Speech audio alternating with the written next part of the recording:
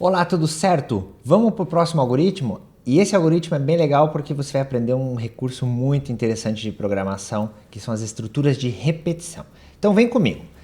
Eu já até escrevi ali o que o algoritmo vai fazer, tá? A gente vai entender o algoritmo, depois a gente vai apresentar uma solução e eu vou explicar para você em detalhes como que é essa solução. O algoritmo é: mostre os números pares do intervalo entre min e max, tá? Então imagine o seguinte, você solicita para o usuário um intervalo numérico entre dois números, né?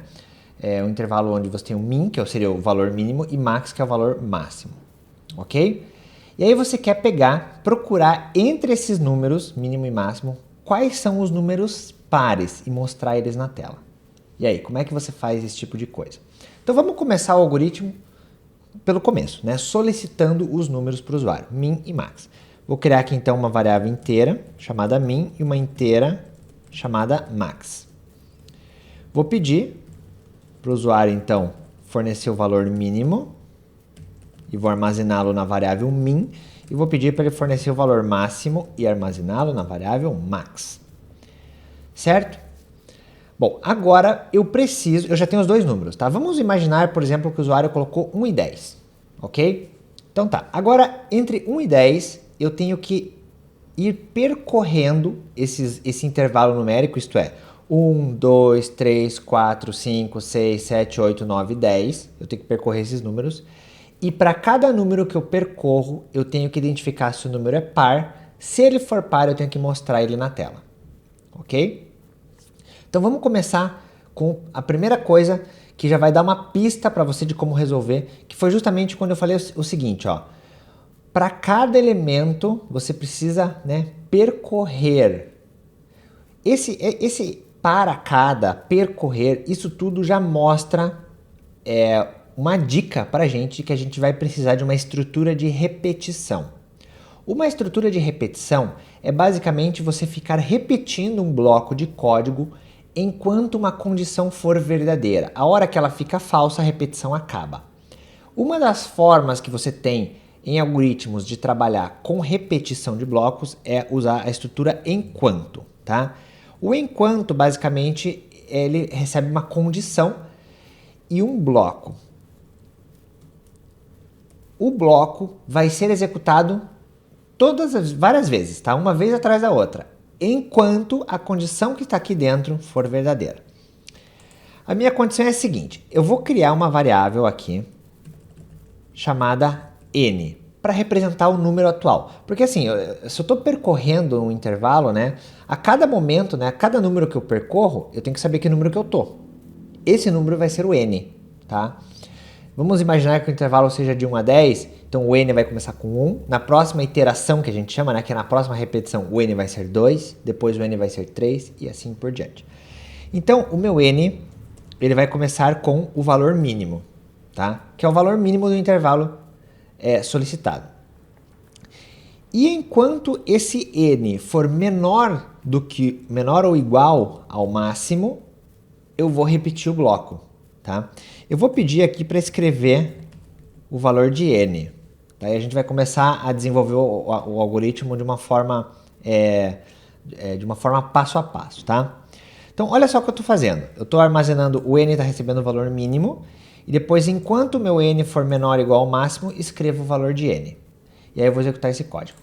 Vamos pegar aqui, ó, valor mínimo 1, valor máximo 10. Olha o que vai acontecer. O algoritmo está num loop infinito, tá? Então, veja que ele está rodando. Eu vou vir aqui e vou parar ele, tá? Parei. Por que ele entrou num loop infinito? Porque a minha condição, ela nunca é falsa. Certo? Se você analisar o algoritmo, o meu n ele recebe o valor mínimo, que é 1, só que ele nunca muda de valor, né? O n ele vai para sempre ser 1. Então toda vez que eu chego aqui, 1 é menor ou igual ao 10? Então executa, que escreve 1. Volta aqui de novo. 1 é menor ou igual ao 10?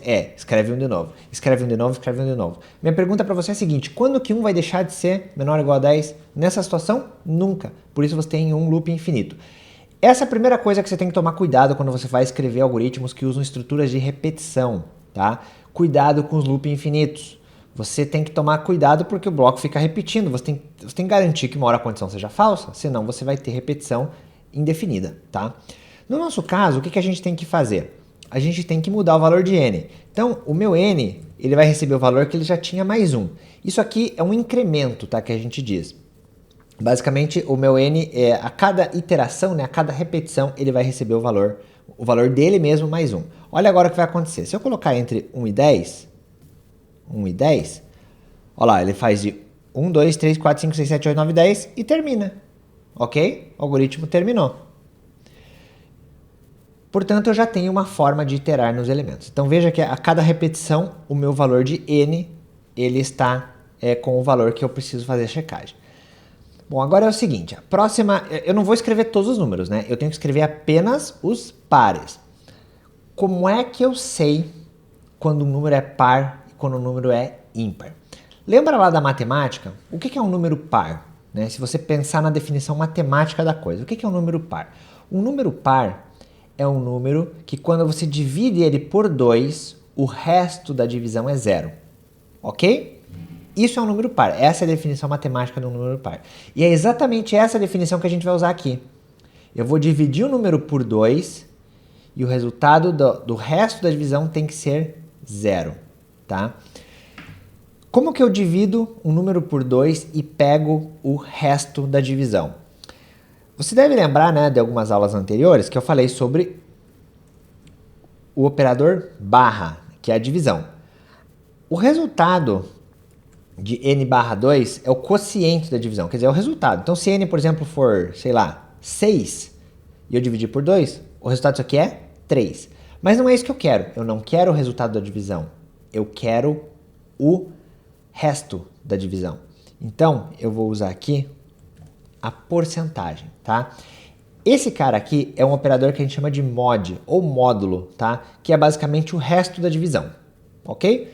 Então, se n for 6 agora, o que ele vai fazer? 6 divididos por 2 e vai jogar fora o resultado, mas vai me dar o resto. O que é o resto? É zero, né? Por quê? Porque o resultado é 3 e sobra 0. Portanto, o resultado aqui é 0.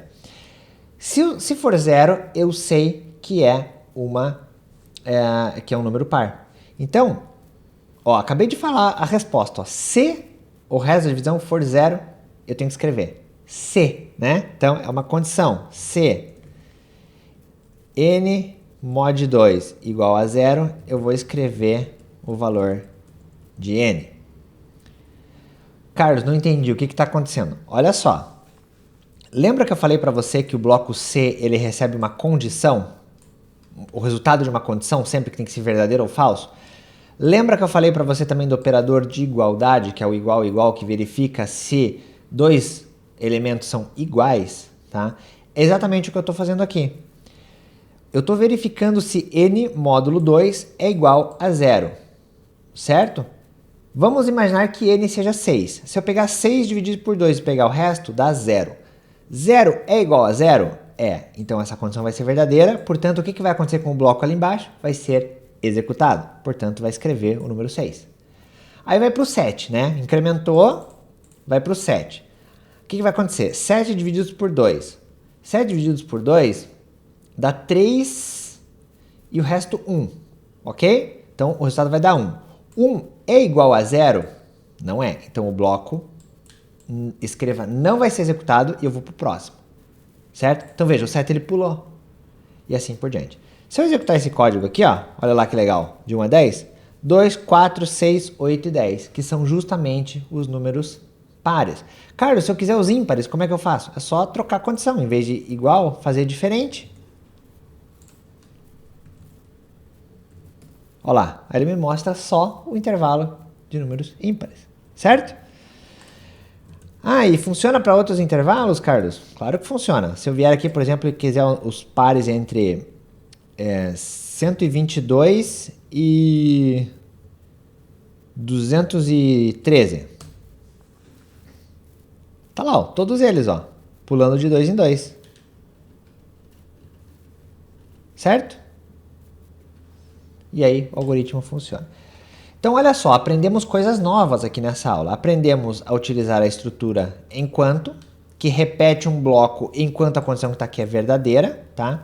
Vai chegar um momento que você vai subindo, né, o valor de n, a hora que ele chegar, que ele for igual ao max, ele vai executar, aí quando ele somar mais uma vez vai ser maior, né? Aí essa condição vai virar falsa e o bloco termina. Terminando o bloco, termina o programa, tá?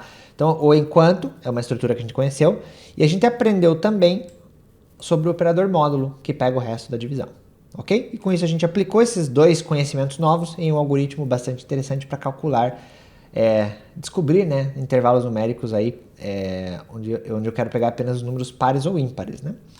Legal? Espero que você tenha gostado então e entendido bem como é que isso funciona. Na sequência tem mais coisas legais para a gente fazer. Forte abraço, nos vemos daqui a pouco.